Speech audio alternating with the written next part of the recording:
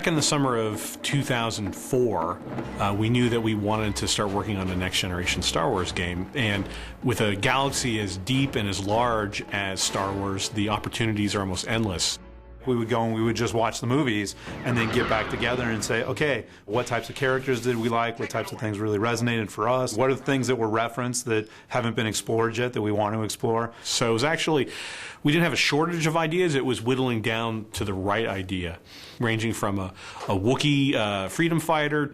We looked at games centered around some of the main characters, so a Darth Maul game, for example. Some we were more intrigued with than others, but nonetheless, we really wanted to get input from George. He laid out that there were things that you had to hit in a Star Wars story, that you had to have adventure, that you had to have humor. And then we show him the next presentation is this Wookiee game, and he looks at it and he goes, so I just spent 45 minutes talking to you about the importance of drama, and you present me a game concept where the main character doesn't talk? So he wasn't a big fan of the Wookiee game, but he understood what we were going for in terms of a superhero type character in the Star Wars universe. A lot of the early Star Wars concepts revolved around gadgets and tricked out spaceships. But it just got outside the realm of what really felt organic to Star Wars and the brand of Star Wars and the canon. The Jedi's already a superhero. I mean, he already has powers. But what if we not expanded those powers in the sense of adding new powers or gave him an entirely different slant, but what if we took the existing stable of powers and reimagined them? Well, what if we really jacked it up? What if we unleashed it and delivered a Force experience that people hadn't seen before? Why it worked for us and why that was the direction we wanted to head is because it was the one that made you feel the coolest and the most powerful. And from a game perspective, moving to next gen, oh my goodness, you know, when you've got the power of the 360 and the PS3 at your fingertips, suddenly you can actually pay off on that unleashed feeling in a way that you couldn't do before. George is all about, you know, fundamental gameplay, and so immediately when he saw that, that was what we were going to do.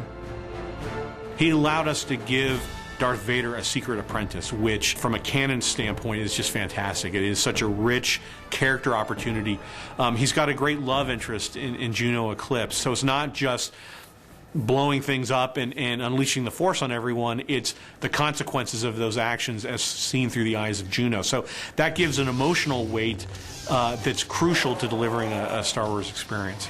Those are elements that George always made sure we were hitting, and if we came up short on one of them, he didn't hesitate in pointing them out. We could bounce ideas off of him. He could tell us, nah, I wouldn't go there, but did you ever think about this? Or, hey, why don't you create this new character, which was fantastic because all of a sudden that opened up the canon for us. For the look of it, I like where the tech is mixed in with the old. Right. Yeah.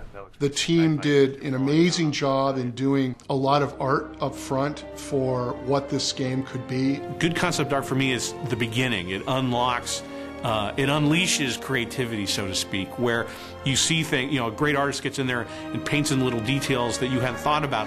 Oh, what if we do this or what if we do that? And they just went crazy and did, you know, dozens of these really short play blasts, which are really simple animations. And then from there, we were able to select a handful to take the kind of final previs quality, and that's when we created that previs. I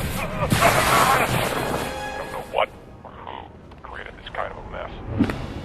When we all kind of took a look at it, it was one of those moments where, yeah, that's it. That's the game we want to make. That would rock. That video was incredibly important because it got all of us excited about, yeah, this is something that's going to be a great game. We were able to show it to George, and he was, yep, that's it, go make that. But as Hayden likes to point out, the scary part was once he said yes, oh my God, we had to go deliver on that, and that's what we've been doing the last couple of years. The basic premise, Hayden speaks to this all the time, and he makes us all say it in every meeting.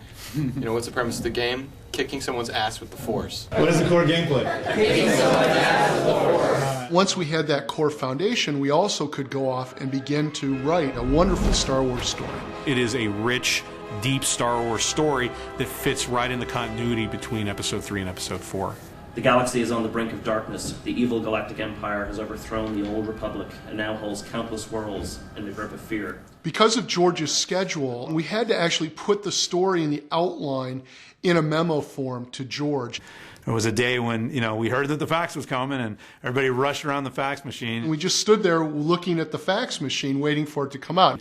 And the pages start coming through, and then the machine jammed, and we're running to get new paper and fix it, and so we actually have this great crumpled fax that came through that we got and put together. And you could immediately see that he had checked off basically yes, yes, yes, yes, yes, all the way through, added a couple of great comments.